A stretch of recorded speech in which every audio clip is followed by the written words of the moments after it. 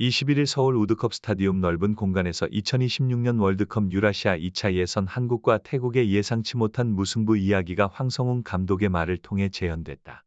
손흥민의 선제골에도 불구하고 한국팀은 결과를 방어하지 못해 승점 3점이 모두 사라지는 희망을 불러일으켰다.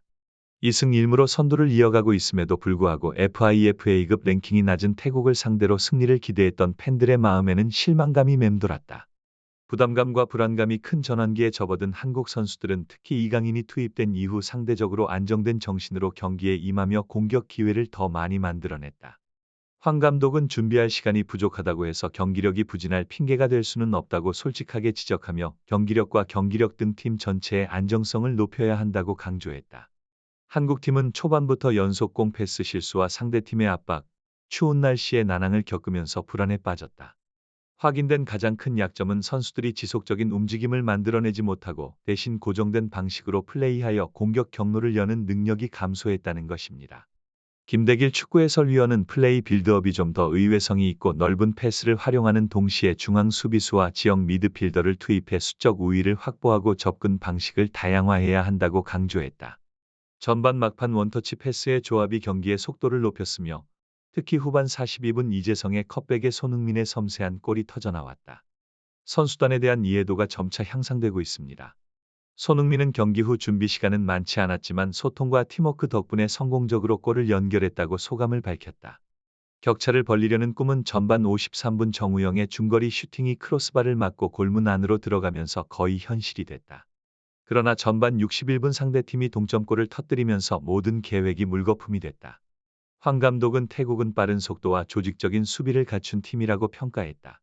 한국은 공을 중앙으로 밀어넣으려는 실수를 범해 공을 놓치고 역습을 받아야 했다. 패배 후 적응을 위해 노력했지만 홈팀은 더욱 위험한 플레이를 피할 수 없었다. 이강인은 실점 후 리액션으로 개인기를 활용해 상대 수비를 흔들며 변화를 만들었다.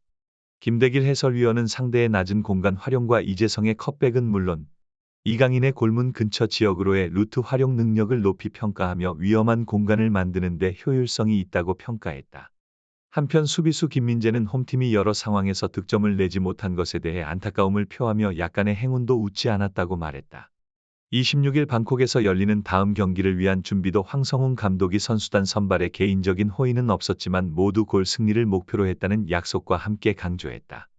한국팀이 태국팀보다 9계단이나 높은 FIFA 랭킹 순위에서 홈팀이 화려한 전복을 위해 최선을 다했음에도 불구하고 홈에서의 대결은 기대했던 결과를 가져오지 못했다.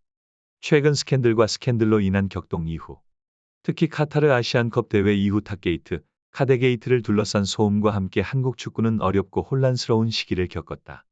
2026년 월드컵 유라시아 예선 태국과의 두 경기에서 중요한 경기를 통해 상황을 바꾸려 했으나 21일 홈에서 열린 첫 경기에서는 원하는 결과가 나오지 않았다.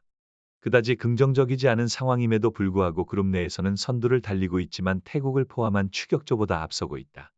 중국은 큰 격차가 없는 상황에서 한국은 다음 예선에서 가능성을 따져봐야 하는 상황에 빠지지 않으려면 다음 경기에서 승리해야 한다는 압박감에 직면해 있다. 26일 오후 9시 30분 방콕 라자망갈라 스타디움에서 열리는 태국과의 경기에 기대와 희망이 쏠리고 있다. 두 톱스타 손흥민과 이강인이 함께하는 이번 경기에서는 실력과 케미스트리가 극대화될 것으로 기대된다. 태국과의 첫 맞대결에서는 후반 62분 이강인가 정우영 대신 투입돼 손흥민과의 합작골에도 불구하고 몇 차례 콤비 플레이를 펼쳤으나 기록되지 않았다. 손흥민은 경기 후 이강인이 재능 있고 노련한 선수라며 이강인이 잘했기 때문에 특별한 조치가 필요하지 않다고 말하며 동료들에게 자신감과 믿음을 보였다. 오늘 경기에서 한국팀은 태국과의 경기를 1-1 무승부로 마쳤다. 전반 41분 손흥민이 선제골을 터뜨렸고 후반 61분 태국이 동점골을 터뜨렸다. 전반 62분 이강인이 그라운드에 등장하자 6만여 관중석에서는 함성이 터졌다. 그의 필드 등장은 한국의 위험한 공격을 잇따라 촉발시켰지만 그럼에도 홈팀은 추가 골을 넣지 못하고 경기는 무승부로 끝났다. 비록 결과는 기대했던 만큼은 아니었지만 아시안컵 논란의 중심에 선 두 인물 손흥민과 이강인의 훈훈한 순간이 눈길을 끌었다. 손흥민이 이강인의 머리를 쓰다듬는 모습이 담긴 사진이 화제를 모으며 동지애와 화해의 강한 메시지를 전했다. 경기가 끝난 뒤 두 사람은 감동적인 포옹을 나누며 서로를 응원하는 모습도 보였다.